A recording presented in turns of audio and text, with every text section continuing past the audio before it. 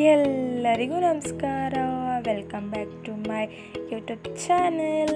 ಎಲ್ಲರೂ ಹೇಗಿದ್ದೀರಾ? I hope ಎಲ್ಲರೂ ಕೂಡ ಚೆನ್ನಾಗಿದ್ದೀರಾ ಅಂತ. ಇವತ್ತಿನ ರೆಸಿಪಿ ಬಂದುಬಿಟ್ಟು ಮಶ್ರೂಮ್ ಗ್ರೇವಿ ಹೇಗೆ ಮಾಡೋದು ನೋಡೋಣ ಬನ್ನಿ. ಫಸ್ಟು ಒಂದು ಜಾರ್ ತೊಗೊಳ್ತಾ ಇದ್ದೀನಿ. ಇದಕ್ಕೆ ಒಂದು ಇಡಿ ಆಗೋಷ್ಟು ಕೊತ್ತಂಬರಿ ಸೊಪ್ಪನ್ನ ಹಾಕ್ಕೊಳ್ತಾ ಇದ್ದೀನಿ. ಹಾಗೆ ಒಂದು ಇಡಿ ಆಗೋಷ್ಟು ಪುದೀನ ಸೊಪ್ಪನ್ನ ಹಾಕ್ಕೊಳ್ತಾ ಇದ್ದೀನಿ. ಹಾಗೆ ಒಂದು ಮೀಡಿಯಮ್ ಸೈಜ್ ಈರುಳ್ಳಿನ ಕಟ್ ಮಾಡಿ ಹಾಕ್ಕೊಳ್ತಾ ಇದ್ದೀನಿ.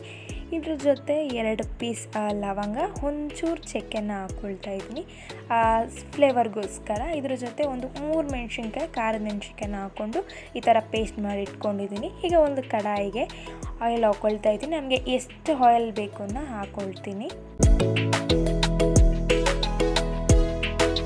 ಇದು ಹಾಕ್ಕೊಂಡಾಗಿ ಚೆನ್ನಾಗಿ ಕಾದಾದಮೇಲೆ ಇದಕ್ಕೆ ಸ್ಪೈಸಸ್ ಹಾಕ್ಕೊಳ್ತಾ ಇದ್ದೀನಿ. ಯಾವ್ಯಾವ ಸ್ಪೈಸಸ್ ಬೇಕೋ ನೀವು ಹಾಕ್ಕೊಳ್ಬೋದು. ಪಲಾವ್ ಎಲ್ಲನೂ ಹಾಕ್ಕೊಳ್ಬೋದು ನೀವು.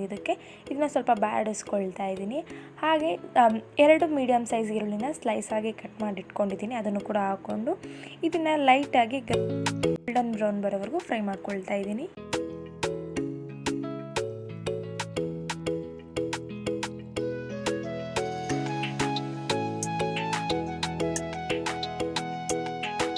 ಇದು ಈಗ ಚೆನ್ನಾಗಿ ಫ್ರೈ ಆಗಿದೆ.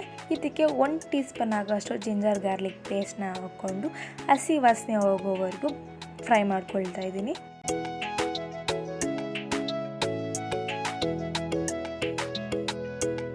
ಇದು ಈಗ ಫ್ರೈ ಆಗಿದೆ. ಇದಕ್ಕೆ ನಾನು 2 ಮೀಡಿಯಮ್ ಸೈಜ್ ಟೊಮೊಟೊನ ಸಣ್ಣದಾಗಿ ಕಟ್ ಮಾಡಿ ಹಾಕ್ಕೊಳ್ತಾ ಇದ್ದೀನಿ. ಇದನ್ನು ಸ್ವಲ್ಪ ನಾವು ಬಾಡಿಸ್ಕೊಳ್ತಾ ಇದ್ದೀನಿ. ಚೆನ್ನಾಗಿ ಬೇಯೋದಕ್ಕೆ 1/2 ಟೀ ಸ್ಪೂನ್ ಆಗೋಷ್ಟು ಟರ್ಮರಿಕ್ ಹಾಗೆ ಸ್ವಲ್ಪ ಸಾಲ್ಟ್ನ ಹಾಕಿ ಚೆನ್ನಾಗಿ ಫ್ರೈ ಮಾಡ್ಕೊಳ್ತಾ ಇದ್ದೀನಿ.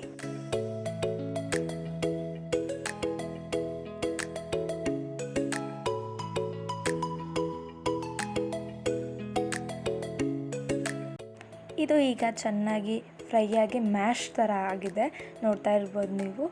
ಸೊ ಇದಕ್ಕೆ ನಾನು ರುಬ್ಬಿಟ್ಕೊಂಡಿದ್ದೀವಲ್ಲ ನಾವು ಮಸಾಲೆನ, ಅದನ್ನು ಹಾಕ್ಕೊಳ್ತಾ ಇದ್ದೀನಿ.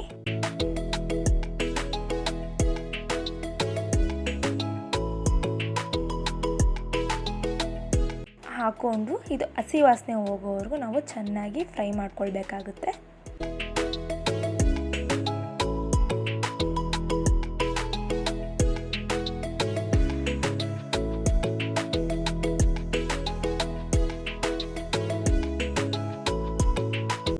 ಇದು ಈಗ ತುಂಬಾ ಚೆನ್ನಾಗಿ ಫ್ರೈ ಆಗಿದೆ, ಹಸಿ ವಾಸನೆ ಕೂಡ ಹೋಗಿದೆ. ಸೊ ಇದಕ್ಕೆ ನಾವು ಸ್ಪೈಸಸ್ಗಳನ್ನ ಹಾಕ್ಕೊಳ್ಳೋಣ. 1 ಟೀ ಸ್ಪೂನ್ ಆಗೋಷ್ಟು ಚಿಕನ್ ಮಸಾಲಾನ ಹಾಕ್ಕೊಳ್ತಾ ಇದ್ದೀನಿ. ಹಾಗೆ 1 ಟೀ ಸ್ಪೂನ್ ಆಗೋಷ್ಟು ಧನಿಯಾ ಪುಡಿ ಹಾಕ್ಕೊಳ್ತಾ ಇದ್ದೀನಿ.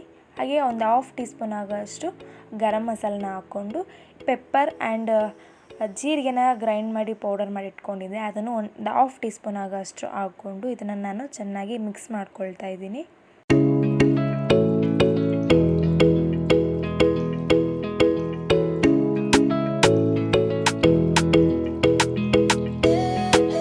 ಸೊ ಇಲ್ಲಿ ನಿಮಗೆ ಗ್ರೇವಿ ತಿಕ್ನೆಸ್ಗೋಸ್ಕರ ಎಷ್ಟು ನೀರು ಬೇಕೋ ಅಷ್ಟು ನೀರನ್ನ ಹಾಕ್ಕೊಳ್ಳಿ.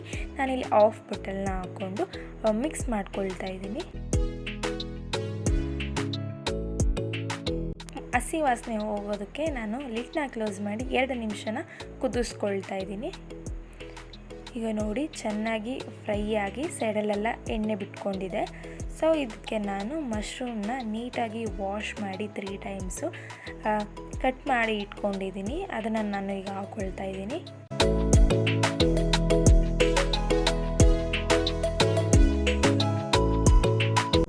ಹಾಕ್ಕೊಂಡು ನಾನು ಈಗ ಮಿಕ್ಸ್ ಮಾಡ್ಕೊಳ್ತಾ ಇದ್ದೀನಿ.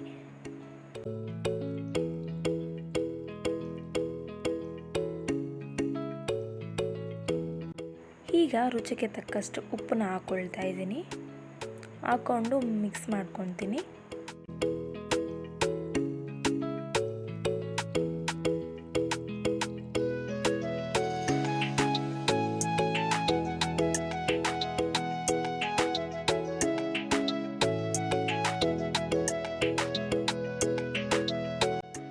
ಸೊ ಸೊ ಚೆನ್ನಾಗಿ ಮಿಕ್ಸ್ ಮಾಡಿ ಲಿಡ್ನ ಕ್ಲೋಸ್ ಮಾಡಿ ಒಂದು 3-4-5 ಮಿನಿಟ್ಸ್ ಚೆನ್ನಾಗಿ ಬೇಯೋದಕ್ಕೆ ಬಿಟ್ಕೊಳ್ತೀನಿ. ಈಗ ಕರೆಕ್ಟಾಗಿ ಬೆಂದಿದೆ, ನೋಡ್ತಾ ಇರ್ಬೋದು ಸೈಡಲ್ಲೆಲ್ಲ ಎಣ್ಣೆ ಎಲ್ಲ ಹೆಂಗೆ ಬಿಟ್ಕೊಂಡಿದೆ. ಆ್ಯಂಡ್ ಗ್ರೇವಿ ಕೂಡ ಎಷ್ಟು ಚೆನ್ನಾಗಾಗಿದೆ ಅಂತ.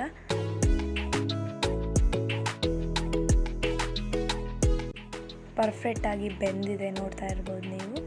ನನಗಂತೂ ತುಂಬಾ ಇಷ್ಟ ಆಯಿತು. ಇದರ ಕಾಂಬಿನೇಷನ್ ಆಗಿ ನಾವು ಚಪಾತಿ, ಪರೋಟ, ರೊಟ್ಟಿ, ದೋಸೆಗೆ ಹಾಕೊಂಡು ತಿಂತಾಯಿದ್ರೆ ತುಂಬಾ ಚೆನ್ನಾಗಿರುತ್ತೆ. ನಾನೀಗ ರೈಸ್ಗೆ ಮಿಕ್ಸ್ ಮಾಡಿ ತಿಂತೀನಿ. ಸೊ ನನಗಂತೂ ತುಂಬಾ ಇಷ್ಟ ಆಗ್ತಾಯಿದೆ. ಸೊ ಗ್ರೇವಿ ಥಿಕ್ನೆಸ್ ಕೂಡ ತುಂಬಾ ಚೆನ್ನಾಗಿ ಬಂದಿದೆ. ತುಂಬಾ ಚೆನ್ನಾಗಿದೆ. ನನಗಂತೂ ತುಂಬಾ ಇಷ್ಟ ಆಯಿತು. ಐ ಪ್ರಾಮಿಸ್ ನೀವು ಕೂಡ ಇದನ್ನು ಟ್ರೈ ಮಾಡಿ ಹೇಗಿದೆ ಅಂತ ನನ್ನ ಕಮೆಂಟ್ ಸೆಕ್ಷನಲ್ಲಿ ತಿಳಿಸಿ. ಹಾಗೆ ಈ ವಿಡಿಯೋನ ನಾನು ಎಂಡ್ ಮಾಡ್ತಾಯಿದ್ದೀನಿ. Thank you for watching.